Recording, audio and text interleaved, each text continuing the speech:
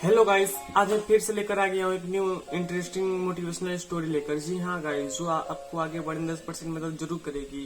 ये पार्ट 4 है। जी हाँ गाइस, इसे आप जरूर सुनिए पूरा। दो चोर थे। वे प्रतिदिन चोरी किया करते थे। एक दिन वे दोनों साथ बैठकर सोच रहे थे कि हम दोनों को तो चोरी करने के अलावा कुछ आता ही नहीं। क्या हम भविष्य में भी चोरी ही करते रहेंगे? तो दूसरे वाले ने बोला, क्यों न हम ऐसा प्रशिक्षण लें कि तुम झूठ बोलो और मैं उसे सच साबित करूं। तो पहले वाले ने बोला, कैसे? तो उसने कहा, हम राजा के दरबार में जाएंगे। यदि हम सफल हुए तो ठीक ठीक, नहीं तो जैसा राजा चाहे। वे दोनों योजना बनाकर अगले दिन राजा के दरबार में पहुँचे और राजा से बोले, राजा साहब, वैसे तो हमें कुछ भी नहीं आता है, लेकिन एक काम ऐसा है जिसपे हम आपकी बड़ी मदद कर सकते हैं। तो राजा ने कहा, ऐसा कौन सा काम है? तो उसने कहा, राजा साहब, मैं तो झूठ बोलता हूँ, लेकिन मेरा मित्र उस झूठ को सच साबित कर देता है। तो राजा ने कहा, कैसे?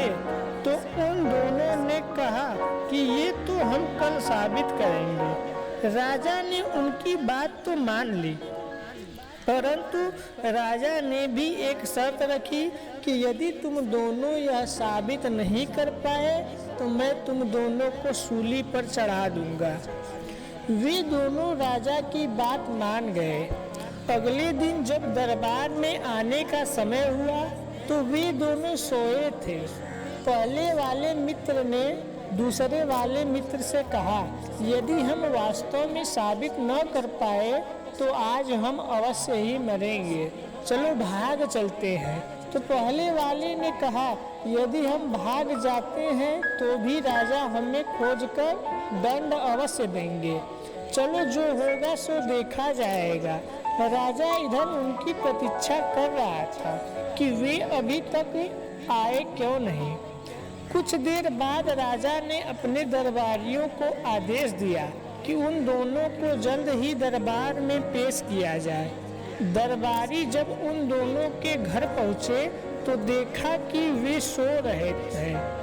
तो उन दोनों को उठाकर दरबारी राजा के पास लाए। राजा अत्यंत क्रोधित होकर बोले कि तुम दोनों कहाँ थे? तो दरबारी ने बताया कि ये सो रहे थे। राजा ने कहा, इन दोनों को अभी सूली पर चढ़ा दिया जाए। तो पहले वाले ने बोला, राजा साहब, अभी तो हमने कुछ साबित ही नहीं किया। राजा ने कहा, ठीक है, अब साबित करो। उसने कहा, आपके साम्राज्य के बाहर एक ऐसा राजा मैंने देखा है जो आपसे भी शूरवीर है। उस राजा ने एक ही तीर हिरण के पैर में मारी और वह तीर हिरण के कान को छेदते हुए निकली। राजा ने कहा, यह तो संभव ही नहीं है कि कोई तीर पैर में मारे और कान से निकले। तो उसने कहा कि मैं सच बोल रहा हूँ, मैंने इन्हीं आँखों से देखा था। तो राजा को विश्वास नहीं हुआ और उसने सूली पर चढ़ा देने का आदेश दे दिया। तभी दूसरे वाले मित्र ने बोला, राजा साहब, यह सच बोल रहा है, लेकिन इसने ठीक से नहीं देखा था। दरअसल जब राजा ने तीर चलाया तब हिरण अपने पैर से कान को खुजला रहा था। तभी तीर जाकर हिरण के पैर में लगी और उसके पैर के साथ उसका कान भी छेदकर पार कर गई। तो राजा इनकी कुशलता देखकर अत्यंत प्रभावित हुआ। राजा ने उन्हें अपने दरबार में सलाहकार के रूप में रख लिया।